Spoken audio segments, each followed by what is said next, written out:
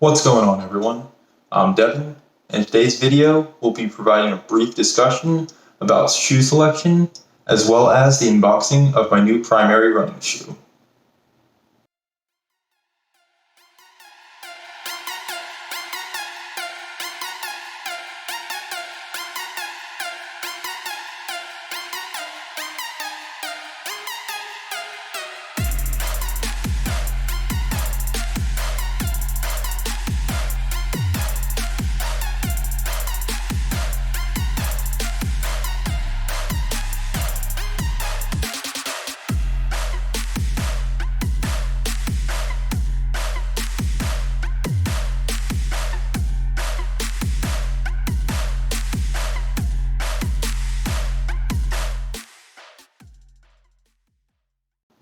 As far as shoe selection goes, it really comes down to exactly how your foot impacts the ground. Usually this ends up being referred to as pronation, and the three main types that people have are either overpronation, neutral, or supination. Overpronation occurs when the foot impacts the ground and the arch of the foot collapses down too much. This can cause an increase in ankle roll, which can lead to problems with your ankles, knees, hips, Achilles tendon, as well as the arches and heel of your foot. Supination, on the other hand, will primarily impact the foot itself as it doesn't flex enough to help absorb the impact, and people who have supination problems are more at risk to get stress fractures, as well as other foot problems caused by running. The last one being neutral, and that's when your foot flexes some, but does not flex all the way down to your foot is almost completely flat with the ground. It's overall the most effective way for reducing injury. However, your genetics will determine which one you end up having. One of the ways you can determine whether you overpronate, supinate, or have a neutral foot is by looking at the bottom of the shoes you primarily use to run. If the outside of the shoe is worn down, that means that you tend to supinate and you're landing on the outside of your foot and very little pressure is put on the inside. So you're going to have a lot of wear on the outside near your pinky toe and very little wear on the inside near your big toe. That's because your arch doesn't collapse, so there's no pressure being put on that inside part. Overpronation is the opposite, where there's a lot more wear on the inside of the shoe near your big toe because your foot ends up collapsing and all the pressure is directed into that inside portion of your big toe and your heel, and you'll have very little wear on the outside of the shoe. And lastly, for that neutral foot, you're going to end up having wear predominantly in the center of the shoe, and that's going to designate that your foot's flexing some, but you end up keeping all the pressure across the middle of that foot.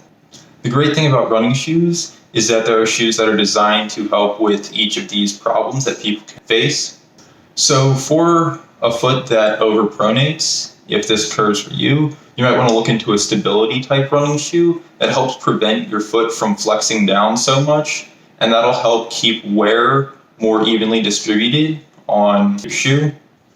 An example of a shoe that I currently wear is the Adizero Tempo 9. It ends up preventing you from being able to compress down your foot and helps keep that wear a little bit more even if you do overpronate.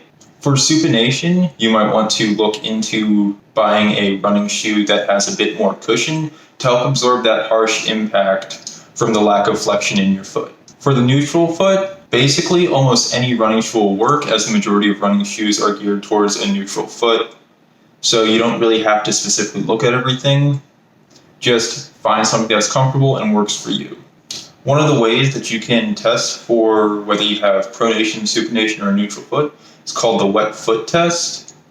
Basically, you grab a piece of paper and you wet your foot, and whatever the image your foot makes on that piece of paper is going to end up showing whether you lean towards overpronation, supination, or having a neutral foot.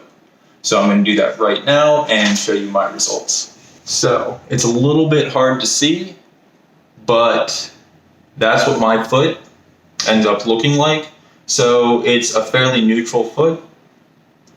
A overpronated foot would have a lot more of the wet portion down here by the arch, and almost half my foot bridge is down. And a supination would have much less of that resting solely on the outside of the foot. Now let's get into the unboxing of my new shoes. The New Balance 1400 V6. They're technically a racing flat, but I've worn them in the past and they're very comfortable for me on my runs.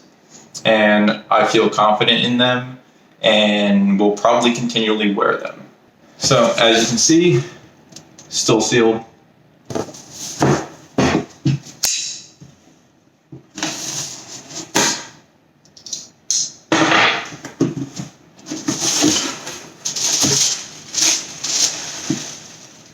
And what is up? Look at that. Nice shoe, super light, great color, and hopefully they work out really well for me. Yes, I did get 2 shoes. Interestingly enough, with my shoes, I ended up buying a women's pair. Reason being, they're half as expensive as the men's pair was. Otherwise, they're the exact same shoe, and they'll perform exactly the same. I usually purchase my shoes based off of the size description in centimeters that the shoe is, rather than on the sizing of the shoe, as some shoes run small, some shoes run large, but that centimeter measurement will be the same regardless of how the shoe size ends up being measured. So these shoes are a women's 10.5, but they're 27.5 centimeters.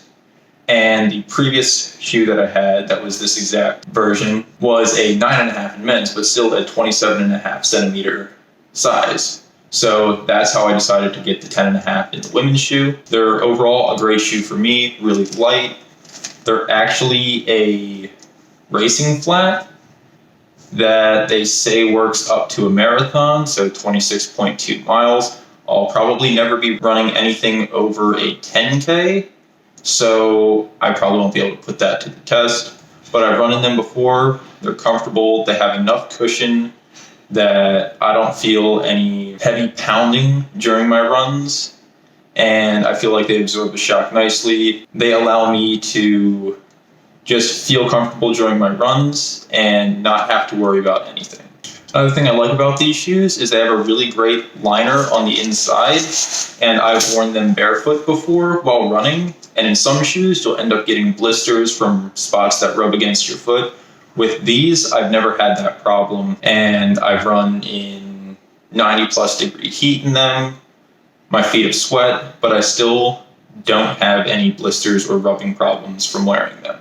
The shoes themselves are also very light, having, I believe, a weight of 7.2 ounces and a size 9 in men's, which is a fairly light shoe.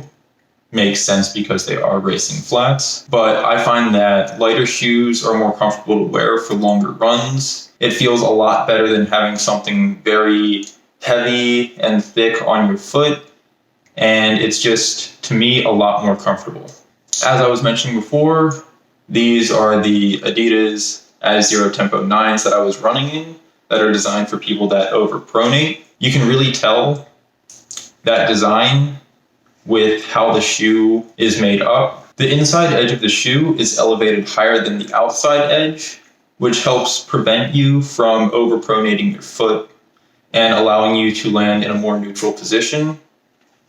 As you can see, that's the outside, and on the inside, it's raised up just a little bit more. These shoes are all right for me. However, I don't like them because they do make it so I land on the outside of my foot just a little bit more. So that's why I decided to get a new pair of shoes that have a much more neutral platform that I think will help me throughout my runs. So I'm going to give these a test run this upcoming week for my workout, as well as the week after for my mock of the 1.5 mile run. Remember, that mock's going to be done on the first Wednesday of every month. Regardless of weather, probably around 5:30 in the afternoon. So stick around. That video should be out either Wednesday or Thursday this week with an update on how they worked for this week's workout.